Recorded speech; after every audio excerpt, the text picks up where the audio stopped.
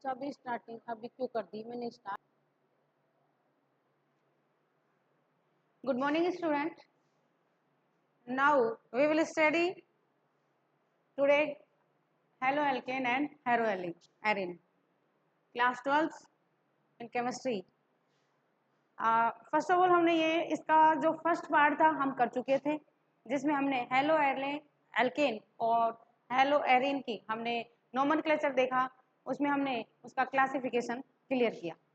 उसकी कुछ रिएक्शंस भी हमने कवर की थी, जिसमें कौन कौन सी थी, स्वाट रिएक्शन थी और फंक्लेस्टाइन रिएक्शंस थी, और कुछ ऑर्डर हमने देखा, reactivity order 1st degree 2 degree and 3 degree. Then आज हम इनका जो नेक्स्ट टॉपिक है न्यूक्लियोफिलिक सब्स्टिट्यूशन रिएक्शन, आगे का पार्ट जो सेकंड पार्ट है अपना चैप्टर नंबर 6 में, वो हम देख लेते हैं आज। ठीक है बेटा, ये सब हमारा कवर हो चुका था, मैंने बता दिया था कि डायपोल मूवमेंट, हेलो एल्केन, ये सब डेंसिटी ऑर्डर भी बता दिया था। अब है chemical reaction of halo alkane, जिसमें हमारा फर्स्ट है न्यूक्लियोफिलिक सब्स्टिट्यूशन रिएक्शन। और न्यूक्लियोफिलिक सब्स्टिट्यूशन रिएक्शन भी मैंने 2 पार्ट्स में डिवाइड कर रखा है, SN1 एंड SN2।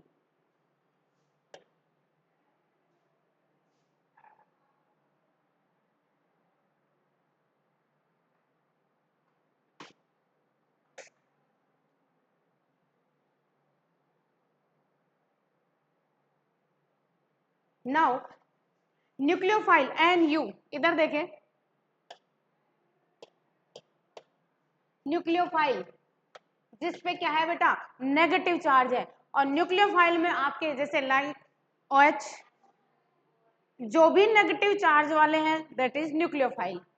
तो यहाँ क्या है, कार्बन और हेलोजन। यू नो दैट कि कार्बन पर नेगेटिविटी किसकी इंक्रीज है, हेलोजन की, क्योंकि पीरियोडिक टेबल में हम लेफ्ट टू राइट मूव करें तो halogen is more reactive and carbon is less reactive. So carbon positive charge और हेलोजन पार्शियली नेगेटिव चार्ज, और यह है आपका न्यूक्लियोफाइल। तो न्यूक्लियोफाइल ऑलवेज कैटायन पर अटैक करेगा। तो कैटायन क्या है, कार्बन, तो ये न्यूक्लियोफाइल दैट इज यहाँ पर अपना अटैक होगा न्यूक्लियोफाइल का। तो आपके पास रिएक्शन बन जाएगी कि कार्बन से क्या अटैच हो जाएगा, न्यूक्लियोफाइल, एंड हेलोजन क्या है, रिलीजिंग ग्रुप है। ठीक है बेटा, सपोज दैट अगर आपको एग्जाम में न्यूक्लियोफाइल की जगह HOH मिल जाता है तो दैट इज न्यूक्लियोफाइल, तो NU की जगह आपको क्या अटैच करना होगा, OH। क्लियर। नेक्स्ट देखिए, इसी के बेस पे हमारी कुछ रिएक्शंस हैं, वो हम डिस्क्राइब करके देखते हैं कि कौन है, इथाइल ब्रोमाइड। क्या है बेटा, C2H5 that is ethyl bromide. ठीक है, इथाइल क्या है, इसका कॉमन नेम है, और अगर मैं IUPAC नोमेनक्लेचर में कहूं तो क्या है ये, ब्रोमो एथेन। ओके, तो इथाइल ब्रोमाइड जब रिएक्शन करता है किससे किससे रिएक्ट होता है, KOH। अब आपको पता होना चाहिए कि KOH, के क्या है बेटा, पॉजिटिव, और OH क्या है, नेगेटिव। तो आप इसमें कंफर्म कर पा रहे हैं क्या कि न्यूक्लियोफाइल क्या है, OH माइनस, तो OH इज न्यूक्लियोफाइल। ओके, तो आप क्या करेंगे कि हमें OH का अटैक कहाँ करवाना है, कैटायन पोर्शन पे। तो जब इथाइल ब्रोमाइड रिएक्शन करता है किससे, एक्वस KOH से, एक्वस KOH, ये आपको ध्यान रखना है, एक्वस KOH। तो सिंपल सी बात है कि आपका OH वो कहाँ अटैक होगा, C2H5 पे, C2H5 पे। तो किसका फॉर्मेशन होगा, ethyl bromide, C2H5OH that is alcohol, और अल्कोहल में भी इसका सिंपल नेम है इथाइल अल्कोहल। Got it. और आपका रिमूव क्या होगा बेटा, रिलीजिंग पार्ट क्या होगा, ब्रोमीन एंड देन पोटेशियम। तो KBr आपका क्या हो जाएगा, रिलीज हो जाएगा। क्लियर है रिएक्शन। नेक्स्ट देखिए,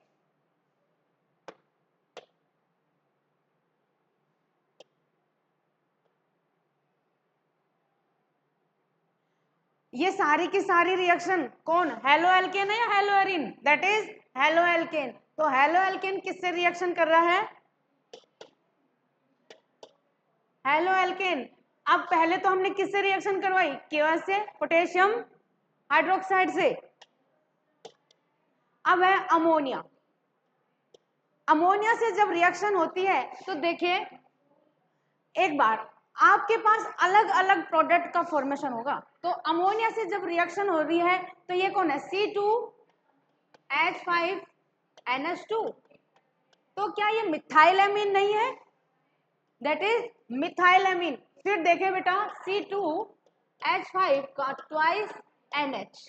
अब मैंने एक चीज बता रखी है आपको, डिग्री फाइंड करना, डिग्री फाइंड करना। C2H5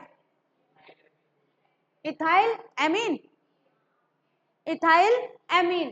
तो इसमें भी मैंने डिग्री देखे। अब फिर नेक्स्ट है C2H5 का थ्राइस एंड देन N। तो आपको क्या समझ में आ रहा है कि हमारा जो हाइड्रोजन है वो रिमूव होता चला जा रहा है, मतलब इसमें हमारी डिग्री मेंशन होती चल रही है, ठीक है।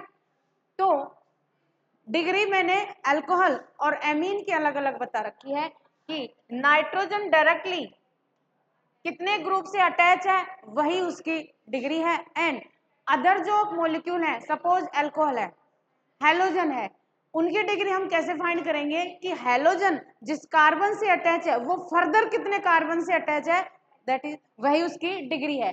तो बेटा देखें यहाँ पर कितनी डिग्री है, ये तो देखो आपका 3 डिग्री हो गया। जैसे जैसे डिग्री इंक्रीज होती है हाइड्रोजन रिमूव होता चला जाता है। ओके, तो ये है आपका 3 डिग्री, एक भी हाइड्रोजन नहीं है नाइट्रोजन पे। ये है आपका 2 डिग्री और ये है आपका 1 डिग्री। तो क्या है, पहले जब इथाइल ब्रोमाइड अमोनिया से रिएक्ट होता है तो आपके पास 1 degree, 2 degree and then 3 degree amine का फॉर्मेशन होगा। तो क्लियर, सिंपल सी बात है कि आपके पास तो ये तीनों प्रोडक्ट फॉर्म है। फिर देखें एक बार C2H5N, एक बार ये भी देखें C2H5NBr-। तो यहाँ पर आपको क्या समझ में आया कि यहाँ पर 4 है, मतलब यहाँ पर कितना है डिग्री, 4 डिग्री। और बट मैंने आपको 1 डिग्री बताई है, 2 डिग्री बताई है एंड 3 डिग्री। बट यहाँ पर जो अमोनियम आयन है उसमें एक सोल्ट और बनता है 4 डिग्री। ये प्लस है और ये माइनस है, तो ये क्या है, सोल्ट है, cation and is form solution salt, ठीक है। तो ये सोल्ट का फॉर्मेशन है, कौन सा सोल्ट, अमोनियम सोल्ट, क्योंकि N क्या है, एमीन है। अमोनिया से तो क्लियर हो रहे हैं बेटा ये सब। तो ये 4 डिग्री क्लियर हुआ क्या आपको कि नाइट्रोजन और आपका कौन है C2H5, 4 टाइम हम C2H5 अटैच कर दें तो दैट इज 4 डिग्री। देखे नाइट्रोजन, नाइट्रोजन डायरेक्ट कितने ग्रुप से अटैच है, 1 2 3 and then 4, that is 4 degree. और 4 डिग्री हमारे इतनी यूज में नहीं आती, किसी किसी कंपाउंड में 4 डिग्री का यूज होता है जो हमने बता दिया। पूरी ऑर्गेनिक केमिस्ट्री में 4 डिग्री यूज होती ही नहीं है, हमारी मोस्टली चलती है 1 degree, 2 degree and then 3 degree. Okay, ये एक ही सोल्ट है हमारे जो एमीन में हमारे यहाँ पर भी आ गया, और एमीन में एक ये ही सोल्ट है जिसमें 4 डिग्री का फॉर्मेशन होता है। ओके, क्लियर है रिएक्शन। नेक्स्ट देखें, फिर वापस से हम इथाइल ब्रोमाइड की रिएक्शन किससे करवा दे बेटा, पोटेशियम साइनाइड। अब उसके बताइए आप KCN, KCN में पॉजिटिव कौन है, पोटेशियम, और CN क्या है बेटा, नेगेटिव। तो आपका न्यूक्लियोफाइल क्या हुआ, साइनाइड, क्योंकि nucleophile is a negative charge. Clear, तो आपका यहां से नेगेटिव चार्ज कौन है, न्यूक्लियोफाइल, तो साइनाइड। तो अटैक कौन करेगा, साइनाइड अटैक करेगा। ओके, तो इथाइल ब्रोमाइड जब पोटेशियम साइनाइड से रिएक्शन करता है तो आपके पास क्या होगा, देखें जरा, ये तो पॉजिटिव है ही और ये कौन है, नेगेटिव। तो आपका KCN किस पे अटैक कर रहा है बेटा, इथाइल पर। तो देखो ना प्रोडक्ट क्या बना, इथाइल साइनाइड। ओके, और सॉरी हाँ, इथाइल साइनाइड, और आपका रिलीजिंग पार्ट क्या हो गया, potassium bromide. Got it, reaction clear है। नेक्स्ट देखें, एग्जाम में क्वेश्चन बनता है बेटा, यहाँ पे बहुत ही इजी रिएक्शन है, बस एक बार आपको प्रैक्टिस करनी पड़ती है नोट करके। ओके, अब आगे नेक्स्ट रिएक्शन देखिए, कौन है ये, AgCN। Silver cyanide. अब आप मुझे बताइए कि सिल्वर साइनाइड में कौन तो पॉजिटिव है और कौन नेगेटिव। तो silver metal is always positive charge. Okay, तो मेटल कौन है, सिल्वर है, तो सिल्वर पे बेटा कौन सा पॉजिटिव चार्ज है, मेटल ऑलवेज पॉजिटिव चार्ज। और cyanide, cyanide that is nucleophile. तो अटैक कौन करेगा, इथाइल ब्रोमाइड से, साइन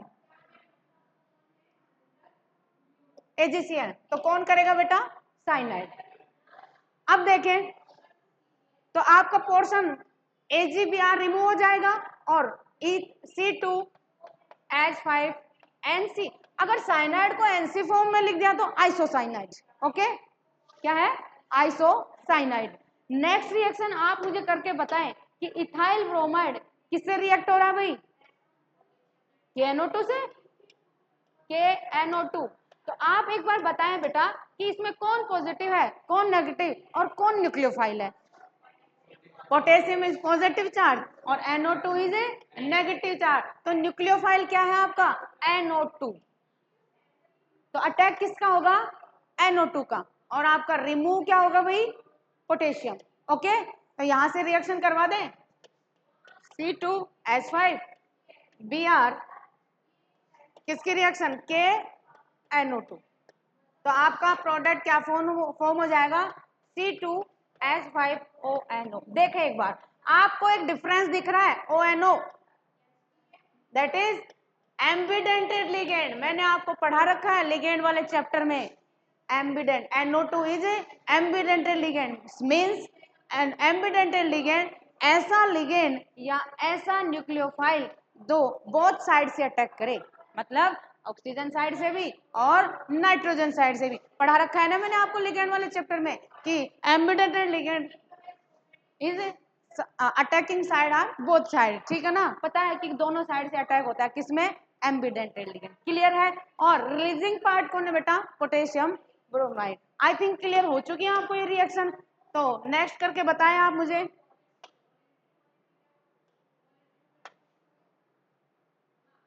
AgNO2 वही कौन सी, यहाँ पर सिल्वर साइनाइड था, यहाँ कौन है, सिल्वर नाइट्रो। ठीक है ना, मतलब अटैकिंग ग्रुप कौन सा होगा आपका, NO2। अटैकिंग ग्रुप कौन सा होगा भाई, NO2, मतलब C2H5NO2 नाइट्रो इथेन। ठीक है ना, नाइट्रो इथेन, और रिमूव क्या हो जाएगा, AgBr।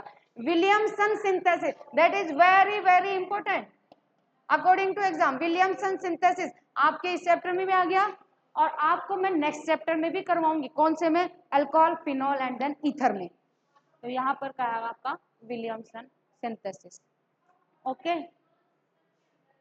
तो इसमें क्या हुआ, समझ में आई क्या रिएक्शन कि इथाइल ब्रोमाइड किससे रिएक्ट हो रहा है, AgNO2 से। तो प्रोडक्ट क्या बन गया, NO2। तो आप क्या बताएंगे, न्यूक्लियोफाइल कौन है बेटा, NO2, और रिलीजिंग पार्ट कौन है, AgBr, विलियमसन सिंथेसिस। ये क्या है, ईथर, ऑक्सीजन नहीं है ना, दैट इज ईथर, क्योंकि ईथर इज फंक्शनल ग्रुप। तो आपको ऑक्सीजन नहीं बुलाना, क्या बुलाना है, ईथर। और ईथर का सफिक्स क्या है, ऑक्सी। अगर आर में अटैच हो जाए तो क्या है, एल्कोक्सी। देखें आप, C2H5OR। ठीक है, ईथर है, तो क्या कह दें, एथोक्सी। आर में अटैच, मैंने क्या बता रखा है कि ईथर को जो चेन स्मॉल है उसमें अटैच करेंगे तो क्या कह देंगे भाई, एल्कोक्सी डाइएथिल या फिर एल्कोक्सी एथेन। कार्बन चेन कितने की हो गई, 2 की। और आपका जो ईथर वाला सफिक्स है वो किस में अटैच हो गया, आर में। तो क्या कह दिया, एल्कोक्सी एथेन। 2 कार्बन की चेन है इसलिए क्या बोला, एथेन। क्लियर है।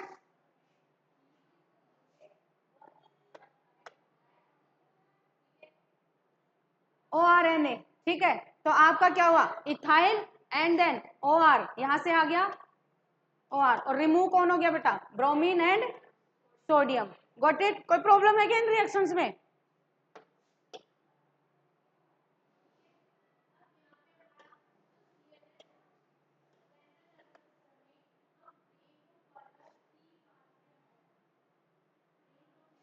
यहाँ किसका फॉर्मेशन हो रहा है, एल्काइन, किसका? एल्काइन, और वही आपका AgBr रिमूव। एक ये चीज समझ में आ रही है, RCOOAg, क्या ये एस्टर नहीं है? है भाई, दैट इज एस्टर। ठीक है, तो आप देखें किसकी रिएक्शन हो रही है? इथाइल ब्रोमाइड की रिएक्शन हो रही है। तो आपका ये वाला पोर्शन कौन है, कौन सा अटैच हो जाएगा? Ag एंड Br, ये तो हो जाएगा रिमूव। क्लियर है? देखो ना, AgBr, और बचा हुआ पोर्शन है, रिमेनिंग पोर्शन, वो किससे अटैच हो जाएगा? इथाइल से। क्लियर है रिएक्शन? मतलब इथाइल से कौन सा अटैच हो जाएगा? ये वाला ग्रुप। ठीक है, और आपका जो सिल्वर और Br वो रिमूव हो जाएगा। कोई प्रॉब्लम रिएक्शन में? इजी इजी रिएक्शन है और इम्पोर्टेंट भी है एग्जाम के अकॉर्डिंग, तो थोड़ी सी प्रैक्टिस की जरूरत है और कुछ नहीं, अदरवाइज बहुत इजी रिएक्शन है ये सब। देखिए NO2 क्या है बेटा? देखिए मैंने अभी बताया आपको, एम्बिडेंटेड, दिखाई दिया? Ambidentate, potassium cyanide ionic and provide cyanide ionic solution which है एम्बिडेंटेड न्यूक्लियोफाइल। तो एम्बिडेंटेड पता है पोटेशियम साइनाइड में से कौन है? साइनाइड, और कौन था दूसरा अपने पास? NO2। क्लियर है? KCN KNO2, तो इसमें ये वाला अपना न्यूक्लियोफाइल है, और KNO2 में कौन है? NO2 न्यूक्लियोफाइल है। ठीक है, और जिसको हम इस तरह से भी लिख सकते हैं ONO, attacking side both side. Okay, अब एक चीज और बता रखी है मैंने, वाइनेलिक क्लोराइड। आई थिंक आपको स्ट्रक्चर पता होगी, और वो स्टेबल किस वजह से है? रेजोनेंस की वजह से। आपको एक बात बता रखी है मैंने कि कोई भी कंपाउंड अगर उसमें रेजोनेंस है तो रेजोनेंस की वजह से वो मोर स्टेबल कंपाउंड है। ओके, इंडक्टिव इफेक्ट है, मीजोमेरिक। आर को ही हमने क्या बोला है बेटा? एम इफेक्ट, या फिर कह दूं आर इफेक्ट, मीजोमेरिक इफेक्ट, या फिर रेजोनेटिक इफेक्ट, रेजोनेंस इफेक्ट। क्लियर है? और कोई भी कंपाउंड रेजोनेंस की वजह से स्टेबिलिटी मोर स्टेबल होगा। ओके, तो देखिए जरा, ये देखें वाइनेलिक क्लोराइड, तो देखें CH2 double bond CHCl। Okay, बता रखा है मैंने आपको कौन है ये? वाइनेलिक क्लोराइड। ठीक है, अब इसमें रेजोनेंस क्या होगा? आपको जब भी रेजोनेंस फाइंड करना हो तो क्या करना है उसमें? फर्स्ट ऑफ ऑल तो आपको ये देखना है कि क्या उसमें हाइपर कॉन्जुगेशन है। हाइपर कॉन्जुगेशन क्या होता है बेटा? डबल सिंगल, मतलब double bond single bond then double bond then single bond. अगर ऐसे स्ट्रक्चर है दैट इज उसमें 100% रेजोनेंस कॉन्जुगेशन है, और कॉन्जुगेशन है तो रेजोनेंस भी है। ओके, तो देखिए जरा, डबल सिंगल, फिर क्या है? हेलोजन है। तो आप एक बात सुने, इसमें रेजोनेटिक स्ट्रक्चर हम बनाए फाइंड करें तो देखो क्या होगा। रेजोनेटिक स्ट्रक्चर में क्या होता है कि कौन सा बॉन्ड डिलोकलाइज होता है? Pi bond. पाई बॉन्ड पूरी रिंग में या पूरी कार्बन चेन पे रोटेट होता है। और मैंने आपको एक चीज भी बता रखी है कि जहां एरो है वहां कौन सा चार्ज बेटा नेगेटिव, और जहां इसकी टेल रह जाती है वहां कौन सा चार्ज? Positive charge. क्लियर है? और ऑलवेज पाई बॉन्ड ही डिलोकलाइज होंगे, सिग्मा बॉन्ड कभी नहीं होगा। बिकॉज नहीं हो, बिकॉज जो आपका सिग्मा बॉन्ड है वो क्या है? स्ट्रॉन्ग बॉन्ड है जो कभी भी ब्रेक नहीं होता ना रोटेट होता है। ओके, तो देखिए जरा इधर, ये हमारी रिएक्शन है। अब सुने, आप चाहे तो एरो ऊपर से रोटेट करवा दीजिए या फिर बॉटम से। ओके, तो हम क्या करेंगे, देखें रेजोनेंस में क्या होता है कि दोनों स्ट्रक्चर आपस में इंटरकन्वर्ज होती है। समझ में आई बात? तो ये वाला बॉन्ड जब यहां अटैक करेगा तो अगले स्ट्रक्चर में क्या होगा? यहां पर डबल बॉन्ड का फॉर्मेशन होगा। क्लियर है? तो बनेगी क्या स्ट्रक्चर? CH2, यहां क्या आ जाएगा?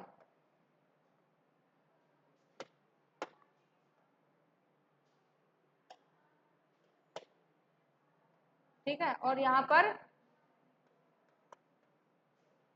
यहां पर क्या रह जाएगा? Cl। ठीक है भाई, क्योंकि डबल बॉन्ड इधर आ गया, तो अगर आप CH के साथ कौन है? Cl। तो क्या हो रहा है रेजोनेंस में? आपको क्या करना है कि जहां से डबल बॉन्ड ब्रेक हो रहा है, सिंगल बॉन्ड पे अटैक कर रहा है, तो यहाँ पर क्या हो जाएगा, डबल बॉन्ड, और यहाँ क्या रह जाएगा बेटा, सिंगल बॉन्ड। ओके ठीक है, अब इसमें वापस से हम रेजोनेंस करवाएं इस तरह से, तो वापस से वही स्ट्रक्चर मिल जाएगी, यहाँ डबल और यहाँ पर सिंगल बॉन्ड का फॉर्मेशन हो जाएगा। ठीक है, तो रेजोनेंस का मीनिंग यही है कि जहां से बॉन्ड ब्रेक हो रहा है वो अगली स्ट्रक्चर में सिंगल बॉन्ड फॉर्म हो जाएगा, और जहां से फर्स्ट स्टेप में बॉन्ड का फॉर्मेशन हो रहा है वो अगली स्टेप में शो होगा। क्लियर है? तो वाइनिलिक क्लोराइड जो आपका है वो क्या होगा बेटा, देखें किसकी वजह से स्टेबल है, ड्यू टू रेजोनेंस। ओके, तो रेजोनेंस की वजह से हर कंपाउंड स्टेबल होता है। Got it? Any problem?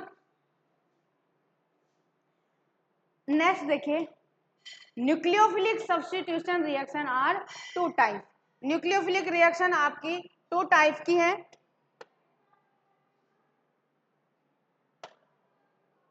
To type, जिसमें हमारी फर्स्ट है SN1 एंड देन सेकंड कौन सी है बेटा, SN2।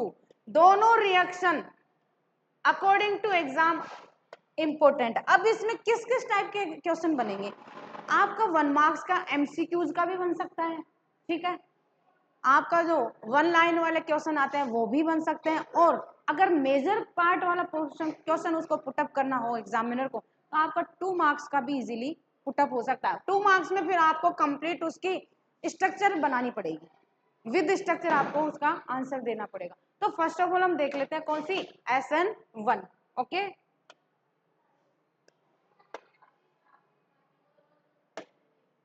देखिए जरा,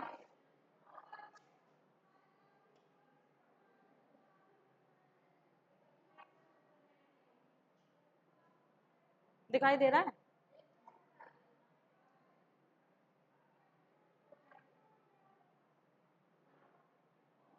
देखिए जरा ठीक से समझना रिएक्शन को।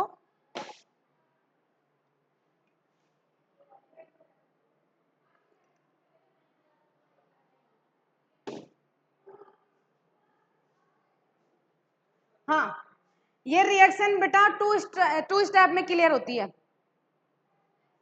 First step and then second step, हर स्टेप वाइज स्टेप देखते चलेंगे, जहां नहीं समझ में आए वहां रिपीट कर देंगे अपन। हेलोजन है, अब आप मुझे बताएं कि जो कार्बन और हेलोजन है, मोर रिएक्टिव को मोर इलेक्ट्रोनेगेटिव पोर्शन कौन है, हेलोजन। तो आपका जो बॉन्ड है इस तरह से रोटेट होगा, तो कार्बन पर कौन सा चार्ज बेटा, पॉजिटिव, और हेलोजन पे कौन सा, नेगेटिव। मतलब आपका हेलोजन क्या हो रहा है, रिमूव हो जाएगा, रिलीजिंग पोर्शन है। ओके, और कार्बन पर देखिए इधर आ गया CH3 CH3 CH3, that is carb cation. किसका फॉर्मेशन हुआ, कार्ब कैटायन का। अगर कार्बन पर पॉजिटिव चार्ज है इट मींस कार्ब कैटायन, और अगर कार्बन पर नेगेटिव चार्ज है इट मींस कार्ब एनायन। तो सिंपल सी बात है कि कैटायन पर एनायन अटैक करेगा और एनायन पर कैटायन अटैक करेगा, क्योंकि जिसको जिसकी नीड है वही उस पर अटैक करेगा, सिंपल सी। और इलेक्ट्रॉन कभी भी नेगेटिव नेगेटिव पे अटैक नहीं करेगा, बिकॉज नेगेटिव नेगेटिव में क्या है, रिपल्सन है, और पॉजिटिव नेगेटिव में क्या है, अट्रैक्शन है। ओके, तो देखिए ये वाला पोर्शन आपका रिलीजिंग ग्रुप है, तो हेलोजन रिलीज हो जाएगा, तो आपके पास क्या बनेगा, CH3 CH3 CH3, और कार्बन पर कौन सा charge, positive charge, that is carb cation. तो ये क्या है, प्लेनर कार्ब कैटायन। सिंपल सी बात है, हाइब्रिडाइजेशन होता है अपने 11th के चैप्टर नंबर 4 में, केमिकल बॉन्डिंग में sp2 sp sp3 इस तरह से पढ़ाते हैं अपन। ठीक है, उसमें dsp2, और मैंने आपको BBT में भी पढ़ा है, वैलेंस बॉन्ड थ्योरी में भी पढ़ा है। ठीक है, तो जब हाइब्रिडाइजेशन क्या हो बेटा, sp2 that is planar. Clear है? जब हाइब्रिडाइजेशन आपके पास sp2 हो तो आपके पास ज्योमेट्री क्या होगी, प्लेनर। और कार्ब कैटायन क्यों लिखा है पुष्कर इस पे, क्योंकि हमारे पास कार्बन पे क्या है, कैटायन चार्ज है, इसलिए क्या कह दिया, carb cation. Any problem? Next step, yes. जिस पे नेगेटिव चार्ज होता है वो नहीं बेटा, हमें क्या करना होता है, हम पढ़ रहे हैं न्यूक्लियोफाइल रिएक्शन, और nucleophile that means Nu minus. तो हमें क्या करना है, इस न्यूक्लियोफाइल का अटैक कहाँ करवाएंगे, कैटायन पर, क्योंकि ये बॉन्ड रिमूव होगा। ठीक है, तो ये तो नेगेटिव है, हेलोजन तो क्या है, नेगेटिव है, और कार्बन क्या है, पॉजिटिव। अब सिंपल सी बात है कि nucleophilic substitution reaction, SN1 reaction, हम कौन से पढ़ रहे हैं, nucleophilic reaction, that means nucleophile और कौन सा चार्ज, नेगेटिव। अब आप मुझे कॉमन सी बात है, कहाँ अटैक करेगा, पॉजिटिव पे या फिर नेगेटिव पे, कहाँ अटैक करेगा, पॉजिटिव पे। इस वजह से हेलोजन रिमूव हो जाता है। कोई प्रॉब्लम? तो क्या बन गया अपने पास, प्लेनर कार्बोकैटायन। अगर यहां तक कोई प्रॉब्लम है तो बोले, मैं रिपीट कर दूं इसको, नो प्रॉब्लम। अब फिर कौन सा step, second step, SN1 reaction always 2 step में कंप्लीट होती है और SN2 1 स्टेप में कंप्लीट होती है, अपोजिट है एक दूसरे के। तो एग्जाम में आपको कंफ्यूज नहीं होना है, जो फर्स्ट है वो सेकंड स्टेप में 2 स्टेप में, और जो सेकंड है वो 1 स्टेप में कंप्लीट होती है। आपको ऐसे अपोजिट करके याद रखना है, जिससे वो आप भूलेंगे नहीं, ठीक है। ये कौन सा स्टेप था बेटा, स्लो स्टेप, ओके। और अब ये कौन सा है, ऐसे स्टेप सेकंड कौन सा है, फास्ट स्टेप। अब क्या करें, न्यूक्लियो, अब इस प्लस का मीन क्या है कि मतलब ये जो न्यूक्लियोफाइल है कहाँ अटैक करेगा, कार्बोकैटायन पर, क्योंकि ये कार्बोकैटायन हमने फॉर्म किया है रिएक्शन से, ठीक है।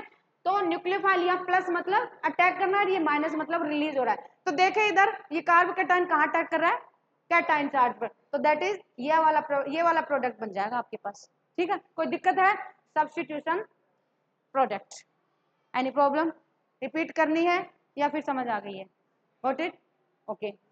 एग्जाम में आती है बेटा ये रिएक्शन, 2 मार्क्स में भी आ सकती है और 1 मार्क्स में भी, एमसीक्यूज वाले भी, क्योंकि रेट ऑफ रिएक्शन का क्वेश्चन पूछ लेते हैं कई बार, है ना, रेट ऑफ रिएक्शन का, कंसंट्रेशन का, तो अभी बताऊंगी, देखो आप तो बना दोगे ना ये स्ट्रक्चर, ये देखें यहां से, देखो बेटा, रेट R इक्वल के RF, it is first order reaction. First order reaction मतलब ये किस पे डिपेंड है, ओनली RX पे। R क्या है पुष्कर, एल्काइल, और X क्या है, हैलाइड, तो that is alkyl halide, okay. तो किस पे डिपेंड हो रही है, ओनली एल्काइल हैलाइड पे, it means this reaction is first order reaction, clear.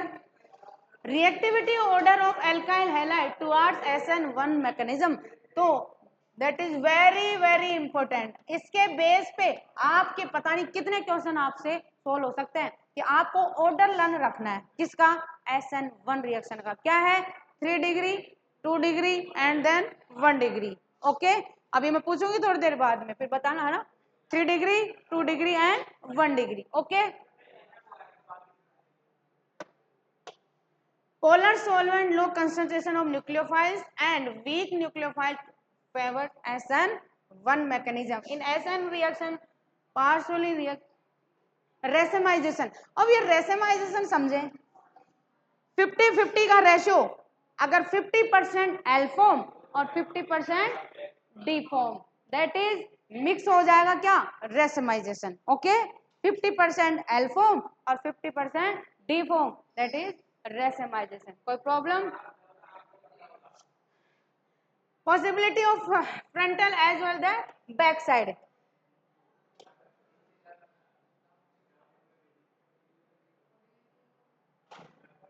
Attack on planar carbocation, मतलब कार्ब कैटाइन पर कौन कौन से अटैक होंगे बेटा, फ्रंट अटैक भी होगा और बैक अटैक भी होगा, ठीक है। न्यूक्लियोफाइल कार्ब कैटाइन पर फ्रंट अटैक भी करेगा और बैक अटैक भी करेगा। तो देखें जरा इस रिएक्शन को कि किस तरह से क्या हो रही है। न्यूक्लियोफाइल है,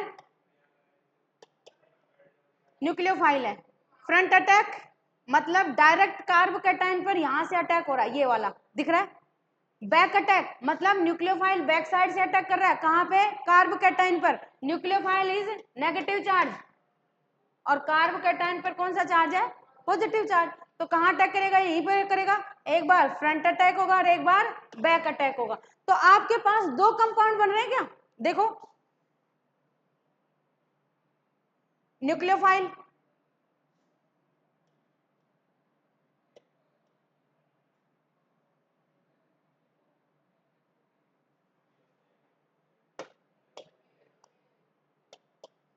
न्यूक्लियोफाइल दिख रहा है आपको, कार्ब कैटाइन पर अटैच हो चुका है, ठीक है।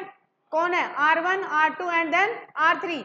R1 R2 और R3। एक बार कौन सा अटैक हुआ है, फ्रंट अटैक, और एक बार बैक अटैक। तो एक बार आपके पास ये वाला प्रोडक्ट बन जाएगा और एक बार ये वाला, कोई प्रॉब्लम। अब आप एक इसमें एक चीज, अगर हम इसमें मिरर लगा दें तो क्या ये सेम मिल रहा है, दैट इज एनेंशियोमर।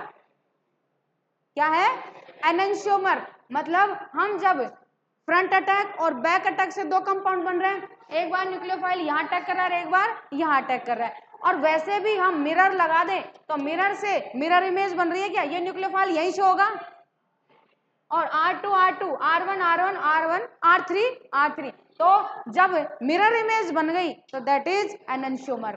कोई प्रॉब्लम है तो बोलिए, गॉट इट, एनी प्रॉब्लम।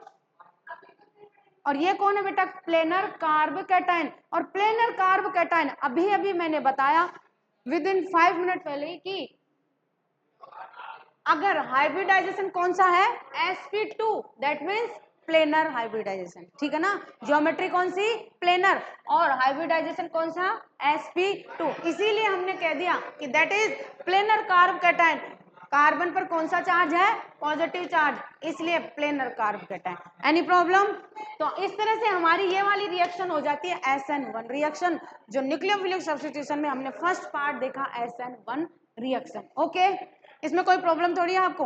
तो आगे की पोर्शन में अपना है SN2 रिएक्शन, और वो देखेंगे हम नेक्स्ट क्लास में। तो आप इसके बाद जो नेक्स्ट पोर्शन है उसके लिए आप थोड़ा प्रिपेयर होके आना, SN2 रिएक्शन। क्लियर है, ओके। और इसको रिपीट करना, कहीं प्रॉब्लम आए तो फिर आप मुझसे पूछ लेना। Okay, thank you.